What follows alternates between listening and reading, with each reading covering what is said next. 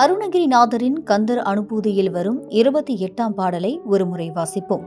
ஆனே அமுதே அயில்வேல் அரசே ஞானாகரனே நவிலத்தகுமோ யானாகிய என்னை விழுங்கி வெறும் தானாய் நிலை நின்றது தற்பரமே. இதில் யானாகிய என்னை என்பதற்கு பொருள் நான் என்ற அகந்தையை விழுங்கிவிடு என்று எடுத்துக்கொள்ளலாம். இந்த பாழ் வாழ்வில் தனியாக வாழ இயலாது, என்னை விழுங்கி நீ நானாக மாறி வாழ்ந்து கொண்டு என்றும் புரிந்து கொள்ளலாம். நான் என்பது ஆத்மாவையும் குறிக்கும், சரீரத்தையும் குறிக்கும். படிப்பவரின் ஆன்மீக நிலையை பொறுத்தது. இந்த உயர்ந்த தத்துவ பாடலை அயில்வேல் அரசே என்று முருகனை நினைக்கலாம். சுதர்சன சக்கரத்தை நினைத்து கிருஷ்ணரையும் வழிபடலாம். இலக்கு ஒன்றுதான், வழி வேறாகலாம். சனாதனத்தின் மிக உயர்ந்த நெகிழ்வு தன்மை. நான் என்னுடையது, என்னால் தான், நான் இல்லை என்றால் என்று சொல்லி நம்மை நாமே உயர்த்தி சொல்வதில் ஒரு சுகமுண்டு, தவறு இல்லை. ஆனால் நம்மை பற்றி பேசுவதில் எதிரே இருப்பவர் எப்படி கணக்கிடுவார் என்பதில்தான் நாம் அவர் மனதில் எப்படி இருக்கிறோம் என்பது புரியும். ஒரு குழந்தை, அம்மா என்னை பார், நான் எவ்வளவு அழகாக வரைந்திருக்கிறேன் என்று சொன்னால் அது அழகு. 35 வயதானவர் சொன்னால் அபத்தம். பொருள் ஒன்று, எடுத்துக்கொள்வது வேறு. நான் இதை செய்ய போகிறேன், செய்தேன் என்பது தற்பெருமை என்றால் நான் இதை செய்ய வேண்டும் என்று சுவாமியிடம் வேண்டுவது பக்தியாகிறது. அங்கே பக்தி, இங்கே பெருமை. 2 முனையில் ரயில் இன்ஜின் போல்.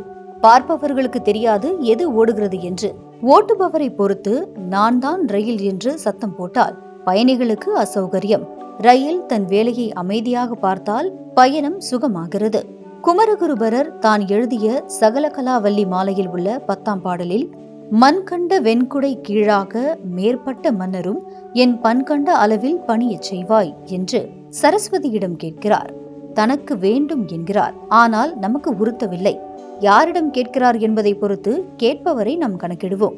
மறுபுறம் ஜடாயுவுடனான போரில் ஜடாயு ராவனின் 10 இடது கைகளை வெட்டினார். ஆனால் அவை உடனடியாக மீண்டும் வளர்ந்தன. எப்படி? காயங்களிலிருந்து தன்னை மீண்டும் உருவாக்கிக் கொள்ளும் ஒரு தனித்துவமான வரத்தை சிவன் தந்தான். சாமியிடம் வரம் கேட்க குமரகுருபரர் ஒரு பக்கம், சிவனிடம் ராவணன் வரம் கேட்டது மறுபக்கம். ராவணன் கேட்டது சுயநிலத்தை கருதி, குமரகுருபரர் கேட்டது பக்தியை கருதி. கேட்பவர் பொறுத்து, சூழலை பொறுத்து, பக்தியை பொறுத்து வரம் கிடைக்கிறது.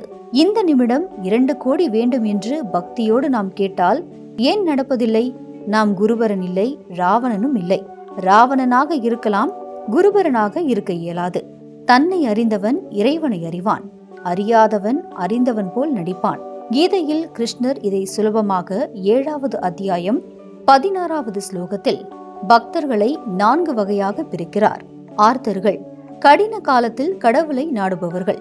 ஜின்யாசு, உலக தத்துவத்தை தெரிந்து கொள்ள வேண்டுபவர்கள். அர்த்தார்த்தி, பணம், சுகம், செல்வாக்கு, பேர், புகழ் வேண்டும் என்பவர்கள். ஞானி, வேண்டும் என்ற ஆசையை துறந்து தான் யார் என்று புரிந்து சுவாமி மேல் உள்ள உயர்ந்த ஆசை, பொருளற்ற பக்தியை உணர்ந்தவன் ஞானி என்கிறார் கிருஷ்ணர். இந்த 4 வகைகளில் நாம் எங்கு உள்ளோம் என்பது நமக்கும் கிருஷ்ணருக்கும் மட்டுமே தெரிந்த ரகசியம். நான் என்று சொல்வது சரி, ஒருபடி மேல் போய் என் மூலம் என்று சொன்னால் பணிவு கூடுகிறது. நான் இல்லை, என்னால் இல்லை, யானாகிய என்னை விழுங்கி வெறும் தானாய் நிலை நின்றது தற்பரமே என்று அருணகிரிநாதர் முடித்தார். நான் என்பது மறைந்து தான் என்று மாறினால் கேட்டது அனைத்தும் நடக்குமோ?